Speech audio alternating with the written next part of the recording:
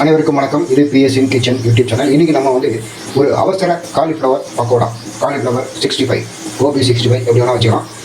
அவசரத்துக்கு டக்குன்னு ஒரு 10-15 நிமிஷம் பண்ணுறது எப்படி அப்படிங்கிறத நம்ம பார்க்க போகிறோம். முதல்ல காலிஃப்ளவர் வந்து நல்ல இது மாதிரி வெந்நீரில் போட்டு நல்லா அலம்பிட்டு தனித்தனியாக பிரித்து வச்சுருக்கோம். ஒரு 5 நிமிஷம் வெந்நீரில் கொதிக்க வச்சுட்டு அதுக்கப்புறம் அதை ஆற விட்டு இந்த காலிஃப்ளவரை இப்படி பிரித்து வச்சுக்காங்க. அதில் வந்து கொஞ்சமாக மஞ்சள் தூள் ஆட் பண்ணிக்காங்க, கொஞ்சம் பெருங்காயம் ஆட் பண்ணிக்காங்க,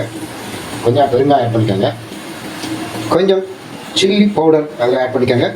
அடுத்ததாக வந்து பார்த்திங்கன்னா தேவையான அளவு சால்ட் பவுடர் அதில் ஆட் பண்ணிக்கோங்க. கொஞ்சம் அப்படியே லைட்டாக தூவி விட்டுருங்க. அதில் சால்ட் பவுடர் ஆட் பண்ணிக்கோங்க.